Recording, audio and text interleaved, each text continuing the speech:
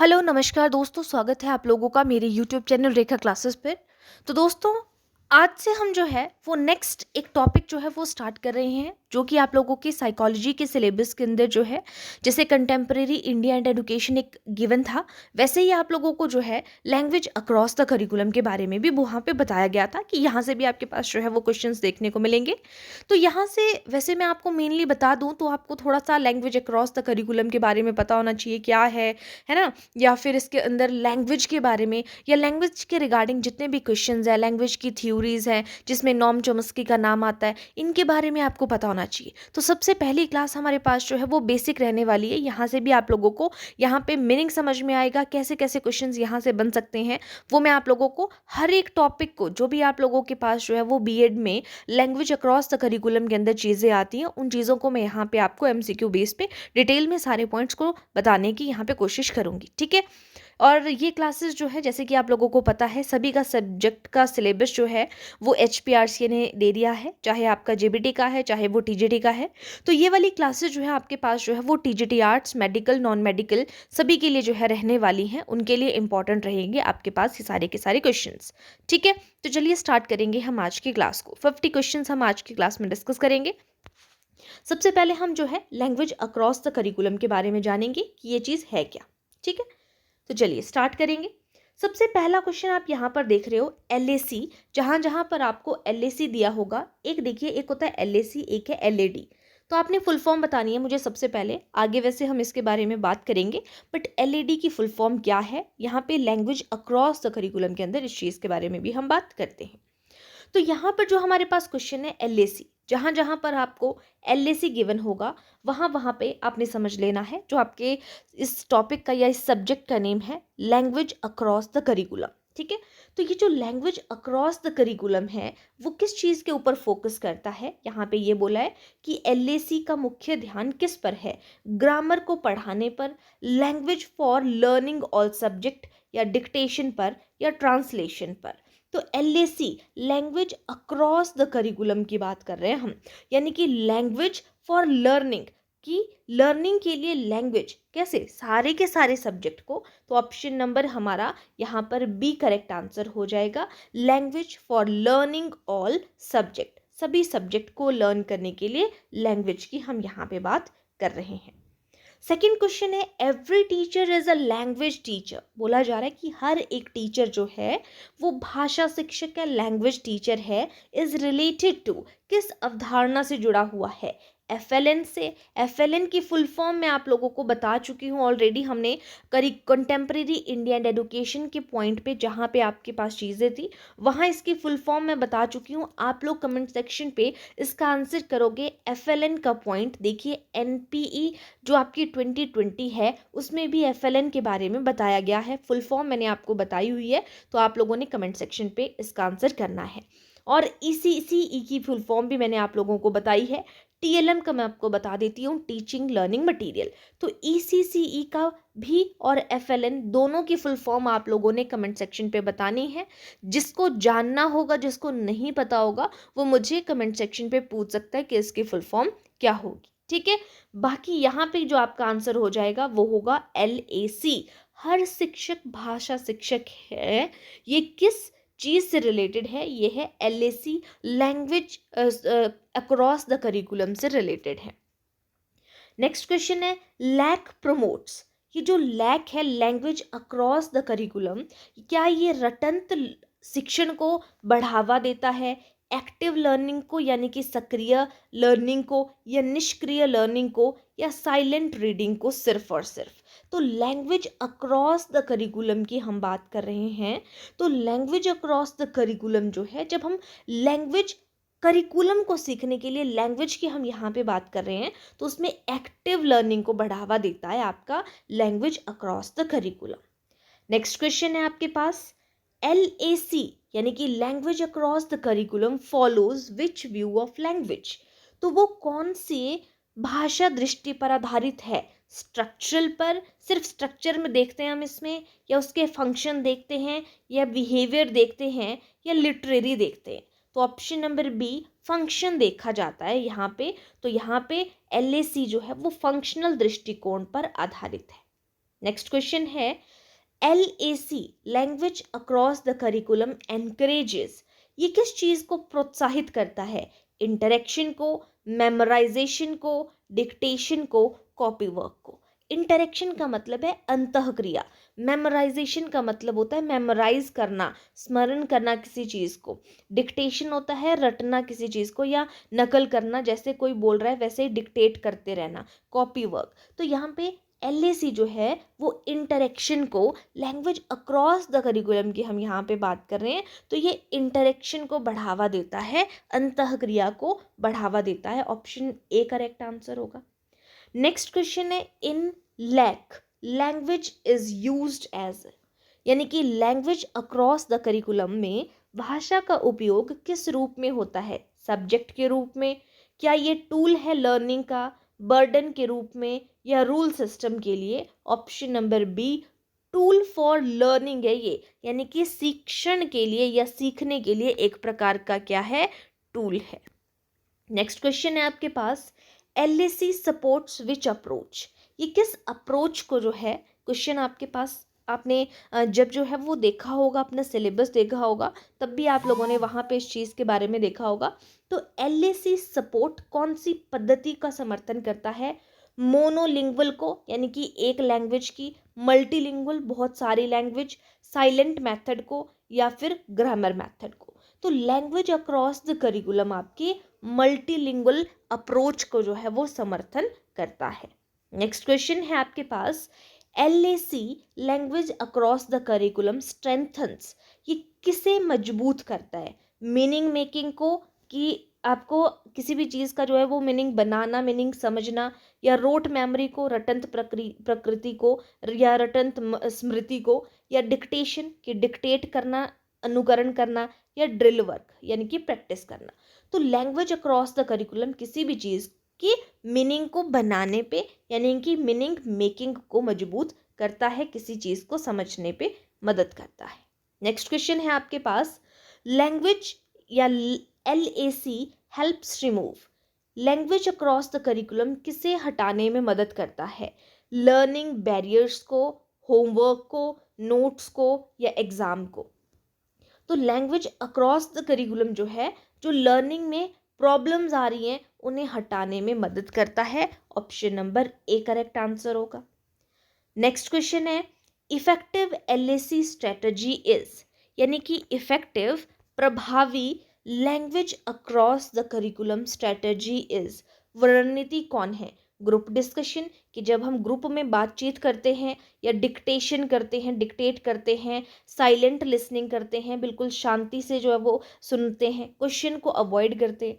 तो language across the curriculum प्रभावी इसकी लैंग्वेज अक्रॉस द करिकुलम की प्रभावी रणनीति है आपके पास, जब वो ग्रुप में डिस्कशन करते हैं, ग्रुप में बातचीत करते हैं। Option number A correct answer होगा। नेक्स्ट क्वेश्चन है LAC इंटीग्रेट, LAC लैंग्वेज, देखो लैंग्वेज से रिलेटेड है ना ये, तो LAC इंटीग्रेट करता है किसे? एकीकृत करता है किसे? तो वो आपकी जो सारी की सारी आपकी लैंग्वेज की स्किल्स हैं, लिसनिंग, स्पीकिंग, रीडिंग, राइटिंग, इन सभी को इंटीग्रेट करता है लैंग्वेज अक्रॉस द करिकुलम, यानी कि option number A correct answer हो जाएगा। नेक्स्ट क्वेश्चन है आपके पास ट्रांस लैंग्विंग मीन्स, आपके पास जो ट्रांस लैंग्विंग का अर्थ क्या है? यहाँ पे ये बोला गया है सिर्फ और सिर्फ ट्रांसलेट करना, या फिर फ्लेक्सिबल यूज़ करना। बहुत सारी भाषाएं हैं, उनका फ्लेक्सिबल तरीके से जहाँ जब मर्जी आप जिस मर्जी भाषा का प्रयोग करना चाहो उसका यूज़ करना। डिक्टेशन यानी कि अनुकरण करना या नकल करना, या रोट रीडिंग, या सिर्फ जो है वो रटना। ठीक है, तो option number be flexible use of multiple language, उसे हम क्या कहेंगे? ट्रांस लैंग्विंग कहेंगे, ये उसका मीनिंग है। ठीक है, नेक्स्ट क्वेश्चन है आपके पास अकेडमिक लैंग्वेज इंक्लूड्स, जो अकेडमिक लैंग्वेज है उसमें कौन कौन से शब्द आते हैं? एनालाइज, कंपेयर, इवेलुएट, या सारे की सारे? तो option number D correct answer होगा, all of the above. Next question है LAC is closely related to, जो लैक है लैंग्वेज अक्रॉस द करिकुलम, ये किस चीज़ से रिलेटेड है? कंस्ट्रक्टिविज्म से, रचनावादी से, बिहेवियरिज्म यानी कि व्यवहारवादी से, या स्ट्रक्चरलिज्म संरचनावादी से, या लिटरलिज्म उससे। तो किससे आपका जो है सबसे रिलेटेड है? तो लैंग्वेज अक्रॉस द करिकुलम ये रचनावादी से रिलेटेड है, रचनावाद से, यानी कि constructivism. Option number A correct answer होगा। नेक्स्ट क्वेश्चन है लैक प्रमोट्स। ये जो लैंग्वेज अक्रॉस द करिकुलम है ये किस चीज़ को बढ़ावा देता है? क्रिटिकल थिंकिंग को, कॉपिंग वर्क को, मेमोराइजेशन को, या रोट टेस्ट को? तो ये क्रिटिकल थिंकिंग को बढ़ावा देता है। Option number A correct answer होगा। नेक्स्ट क्वेश्चन है LAC fits well with which NEP 2020 concept. यानी कि NEP 2020 के किस सिद्धांत से लैंग्वेज अक्रॉस द करिकुलम सबसे अधिक मेल खाता है? तो मल्टीलिंगुअल एजुकेशन से, जो भाषा है वो अलग अलग भाषा में, मातृभाषा, क्षेत्रीय भाषा, या आपकी जो है वो इंग्लिश लैंग्वेज, या उसके अलावा थर्ड लैंग्वेज, इस तरीके से अलग अलग लैंग्वेज की हम वहाँ पे शिक्षा देने की बात करते हैं कि PRT लेवल पे आपने रीजनल लैंग्वेज या मदर टंग यूज़ करनी है, उससे आगे आपने इंग्लिश लैंग्वेज और हिंदी लैंग्वेज को यूज़ करना है। ठीक है, तो option number B correct answer हो जाएगा। नेक्स्ट क्वेश्चन है in LAC vocabulary is taught. LAC में शब्दावली कैसे सिखाई जाती है? आउट ऑफ द कॉन्टेक्स्ट जाके, या कॉन्टेक्स्ट में रह के, या पनिशमेंट दे के, या बाय डिक्टेशन? तो लैंग्वेज अक्रॉस द करिकुलम में कॉन्टेक्स्ट में जो है, जहाँ पर जितनी चीज़ की ज़रूरत है वहाँ पे उस तरीके से सिखाई जाती हैं चीज़ें, तो इन कॉन्टेक्स्ट होगा। नेक्स्ट क्वेश्चन है teachers role in LAC is. Language across the curriculum में शिक्षक की भूमिका क्या है? आपने देखा होगा कि टीचर जो है वो एज अ गाइड होना चाहिए, या एज अ सर्विस प्रोवाइडर होना चाहिए, क्या होना चाहिए इस तरीके से? तो फैसिलिटेटर, डिक्टेटर, कंट्रोलर, या स्पीकर ओनली? तो आपके पास जो लैंग्वेज अक्रॉस द करिकुलम में जो शिक्षक है वो एज अ फैसिलिटेटर यानी कि सुविधादाता के रूप में होना चाहिए। Option number A correct answer होगा। Next question which reading strategy supports LAC. यानी कि लैंग्वेज अक्रॉस द करिकुलम में कौन सी पठन रणनीति मदद करती है? KWL चार्ट, या रोट रीडिंग, या सिर्फ डिक्टेशन, या आपका ट्रांसलेशन? तो ऑप्शन नंबर ए KWL चार्ट जो है वो पठन रणनीति में मदद करता है। नेक्स्ट क्वेश्चन है आपके पास क्वेश्चन नंबर 20 LAC हेल्प्स इन।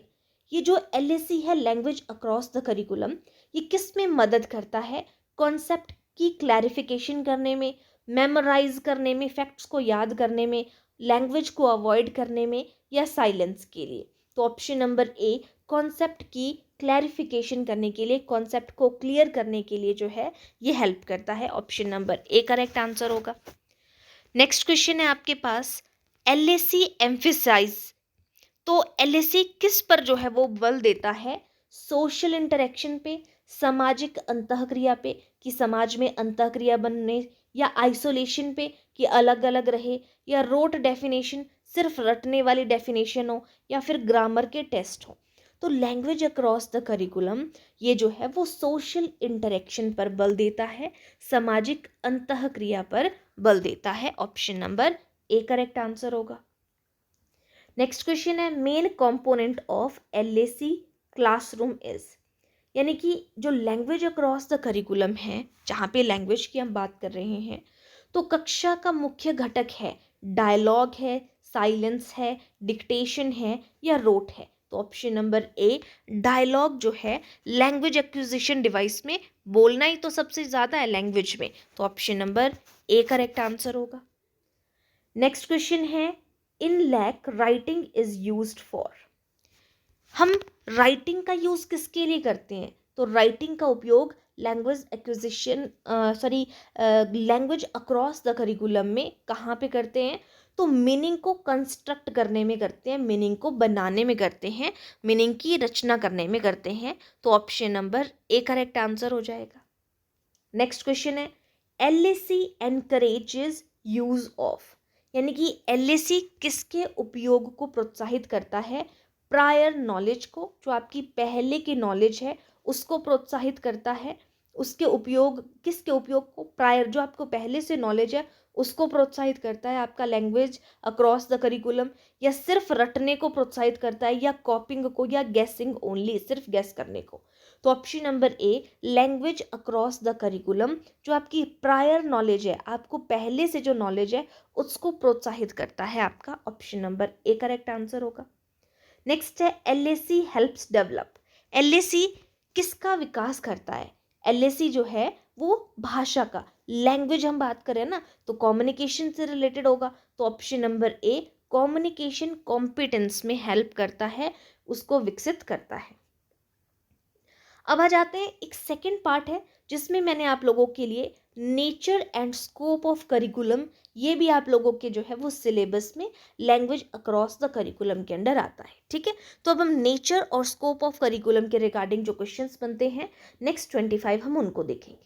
जैसे आपको पता है करिकुलम, तो करिकुलम का मतलब क्या है, इसका अर्थ क्या है? सिर्फ सिलेबस है, या टोटल लर्निंग एक्सपीरियंस है, या सिर्फ टेक्स्ट बुक है, या सिर्फ एग्जाम है? तो आपको पता है जो पूरे का पूरा आपका लर्निंग एक्सपीरियंस है ना, यानी कि आपके जो आपका स्कॉलस्टिक और को स्कॉलस्टिक है, यानी कि करिकुलर या को करिकुलर है, वो सारा टोटल लर्निंग एक्सपीरियंस आपका करिकुलम के अंदर आता है। Option number B correct answer होगा।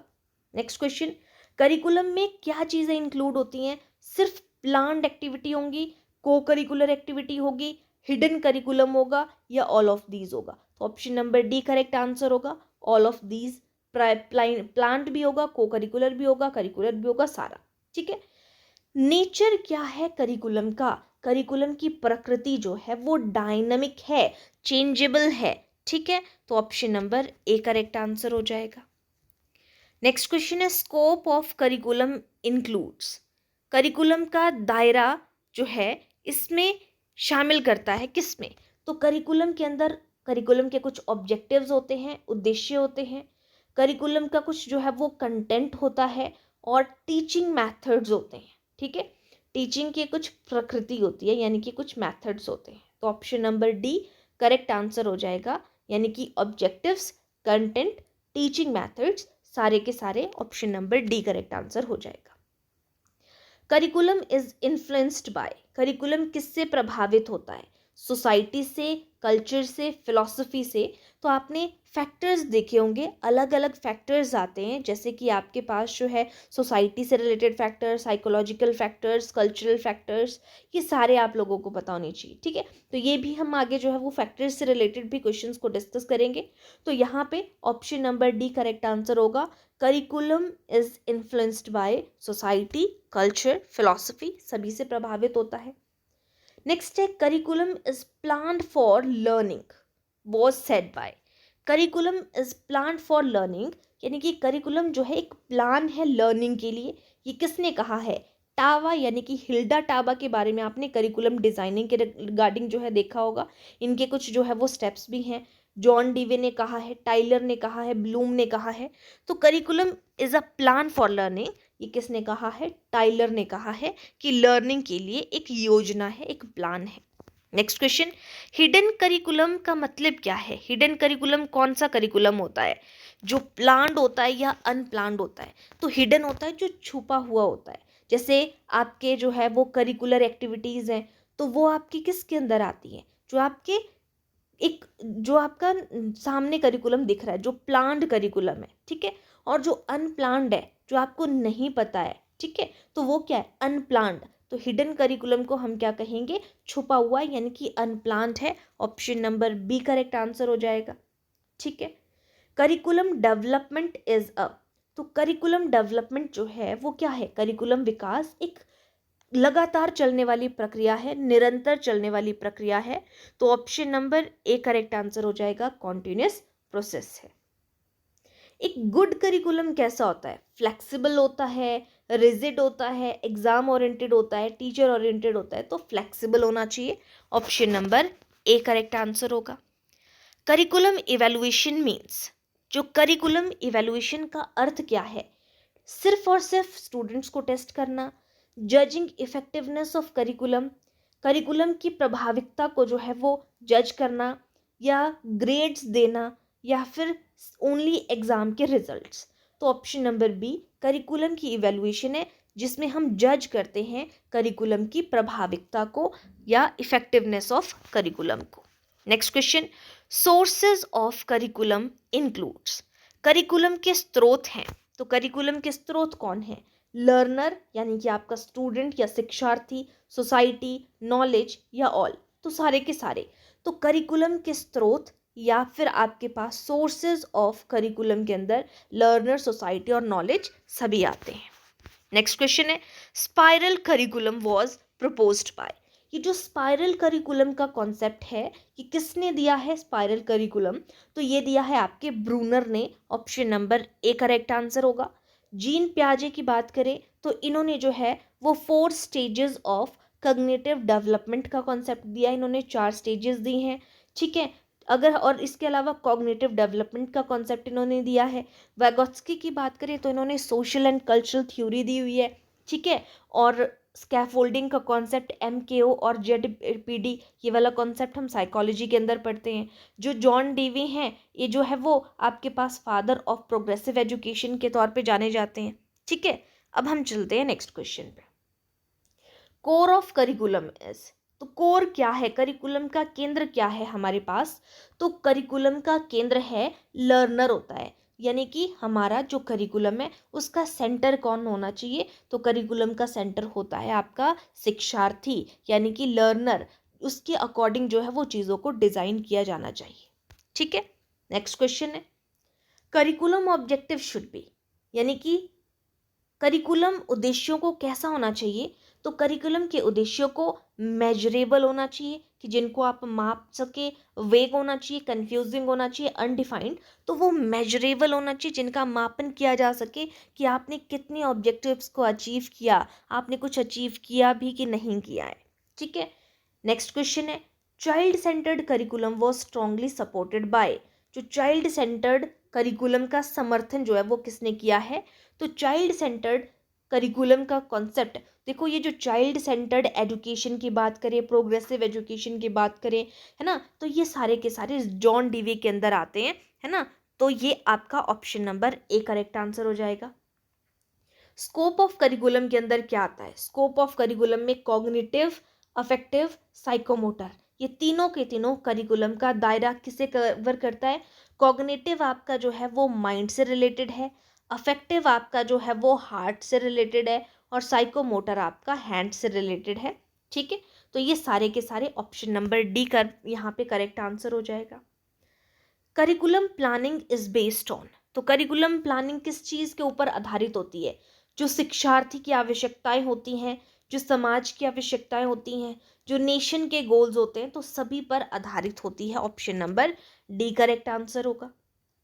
नेक्स्ट क्वेश्चन है, a curriculum framework is, curriculum framework क्या है? गाइडिंग डॉक्यूमेंट, डॉक्यूमेंट को गाइड कर रहा है, एग्जाम पेपर है, करिकुलम फ्रेमवर्क। करिकुलम फ्रेमवर्क का मतलब होता है जहाँ पर एक टाइप का गाइड है, एक टाइप का डॉक्यूमेंट है जिसके अंदर सारा कुछ यहाँ पे बताया हुआ है। जैसे आप लोगों ने NCF देखा होगा, नेशनल करिकुलम फ्रेमवर्क, वो भी एक टाइप का डॉक्यूमेंट होता है, ठीक है। वैसे करिकुलम फ्रेमवर्क है, ये भी गाइडिंग डॉक्यूमेंट है, गाइड करने वाला एक डॉक्यूमेंट है जिसके अंदर सारे करिकुलम के अंदर जो जो चीज़ें पढ़ानी है वो सारी चीज़ें मेंशन्ड होती हैं। नेक्स्ट है, curriculum design includes, curriculum design में शामिल है कंटेंट की सिलेक्शन कि कौन कौन सा कंटेंट होना चाहिए, टीचिंग मेथड्स की कौन कौन से मेथड्स हम यूज़ करेंगे, बच्चे की इवैल्यूएशन करना। तो करिकुलम डिज़ाइनिंग में ये सारी चीज़ें जो है वो शामिल है। Option number D correct answer होगा।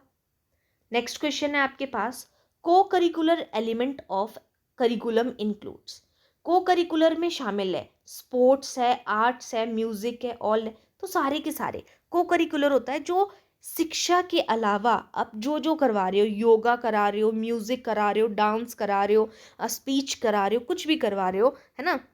Option number D correct answer होगा।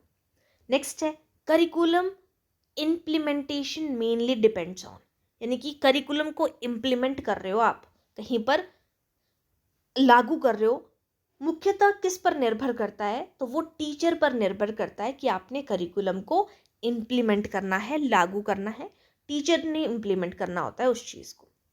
करिकुलम का जो लोड है, करिकुलम का भार, मतलब curriculum load refers to, curriculum load का मतलब क्या है? जब हमारे पास बहुत ज़्यादा एक्सेस कंटेंट हो या लिमिटेड कंटेंट हो, कम हो, या एक्सेस का मतलब बहुत ज़्यादा कंटेंट, ओनली होमवर्क हो या एग्ज़ाम का प्रेशर हो। तो लोड का मतलब है जब ज़्यादा हो, यानी कि excess content. Option number A correct answer होगा। नेक्स्ट क्वेश्चन है, इंटीग्रेटेड करिकुलम जो है वो प्रमोट करता है किस चीज़ को? इंटीग्रेट मतलब एकीकृत, हॉलिस्टिक लर्निंग को, रटंत लर्निंग को जिसमें रटने की हम बात करते हैं, एग्जाम क्रैमिंग को कि एग्जाम में आप क्रैम कर रहे हो, रट रहे हो, आइसोलेशन को अलग करना। तो इंटीग्रेटेड करिकुलम का मतलब है जब सब चीज़ों को इंटीग्रेट किया जाता है, इकट्ठा किया जाता है। तो ऑप्शन नंबर ए हॉलिस्टिक करिकुलम यहाँ पर करेक्ट आंसर होगा। नेक्स्ट क्वेश्चन है, अ बैलेंस्ड करिकुलम एंश्योर्स। एक बैलेंस्ड करिकुलम की हम बात करें तो एक बैलेंस्ड करिकुलम क्या सुनिश्चित करता है? सारे के सारे जो विकास हो रहा है, सिर्फ एकेडमिक, सिर्फ सपोर्ट, या आपका एग्जाम सिर्फ। तो बैलेंस्ड करिकुलम है जिसमें आपका सारे के सारा ओवरऑल डेवलपमेंट की हम बात करें तो option number A correct answer हो जाएगा, ओवरऑल डेवलपमेंट। ठीक है। और आज का लास्ट क्वेश्चन है, करिकुलम इज सक्सेसफुल। करिकुलम कब सफल माना जाता है? लर्निंग आउटकम जब अचीव की जा सकती है, जब हम कोई चीज़ सिखा रहे हैं उसके बाद आपको कोई आउटकम अगर उस चीज़ का मिल रहा है, ठीक है, यानी कि कोई ना कोई आपको जो है वो उस चीज़ की प्राप्ति हो रही है, आपको आउटकमिंग हो रही है कि आपने कुछ ना कुछ चीज़ों को सीखा, आप उस चीज़ को अचीव कर रहे हो। कोई चीज़ सिखाई, उसके बाद आपको लग रहा है कि स्टूडेंट उसका रिस्पॉन्स भी कर रहा है, लर्निंग आउटकम आपने अचीव की, या एग्ज़ाम ख़त्म हो गए, होमवर्क कंप्लीट कर दिया, या नोट्स कॉपी कर दिए। ऑप्शन नंबर ए। तो करिकुलम सक्सेसफुल तब माना जाता है जब लर्निंग आउटकम अचीव की जा सकती है। ठीक है, तो option number A correct answer हो जाएगा यहाँ पे। तो दोस्तों यहाँ पे एक चीज़ ध्यान रखिएगा, ज़रूरी नहीं है कि आपको एग्जाम पे जो 4 ऑप्शंस मैंने आप लोगों को यहाँ पे गिवन की हैं, 4 ऑप्शंस आपको वही की वही आए, लेकिन आपको यहाँ से डायरेक्ट अगर ये एक ऑप्शन आपको देखने को मिल रही है कि करिकुलम सक्सेसफुल कब माना जाता है, एक ऑप्शन हो सकता है आपको लर्निंग आउटकम अचीव मिल जाए, बाकी कोई और ऑप्शंस दे दियो इन 3 के अलावा। ठीक है, तो आपको ये पता होना चाहिए कि लर्निंग आउटकम अचीव वाला ही ऑप्शन आपका करेक्ट होगा, बाकी कोई भी डिफरेंट ऑप्शंस हो सकती हैं। ऐसा ज़रूरी नहीं है कि ये सारे के सारी ऑप्शंस आपको गिवन हो, लेकिन हाँ आंसर्स आपको यही वाले देखने को मिलेंगे जो आपको, इसीलिए आपको ये नहीं देखना है कि 4 ऑप्शंस है, इन 4 ऑप्शंस में इस चीज़ को हम इजीली ढूंढ पा रहे हैं। ठीक है, तो आपको आंसर्स पता होने चाहिए कि इस चीज़ का आंसर ये बन रहा है, क्यों बन रहा है, तो आपको मीनिंग समझ में आना चाहिए। ठीक है, तो ये है हमारे आज के जो क्वेश्चन है, यहाँ से आपको बहुत सी चीज़ें समझ में आएंगी, करिकुलम के रिगार्डिंग चीज़ें पता चलेंगी आपको। ठीक है, उसके अलावा थोड़ा सा मैंने आपको नेचर के बारे में बताया उसका, तो ये इम्पॉर्टेंट क्वेश्चंस हैं, तो ध्यान रखेंगे इन सारे की सारी चीज़ों का। और ये TGT arts, TGT medical, TGT non medical के लिए इम्पॉर्टेंट क्लास आप लोगों की रहने वाली है। इसी तरीके से नेक्स्ट पार्ट जो है आप लोगों को इसके और क्वेश्चंस जो है उसमें देखने को मिलेंगे। आज के लिए इतना ही, थैंक यू।